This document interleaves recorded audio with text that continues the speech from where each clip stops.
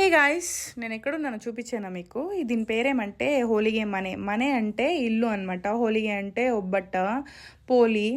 పోలి ఇల్లు అని తెలుగులో ట్రాన్స్లేషన్. ఇక్కడ అన్ని రకాల పోలీలు దొరుకుతాయి. మా కొంప ముందరే ఉంది ఈ షాప్.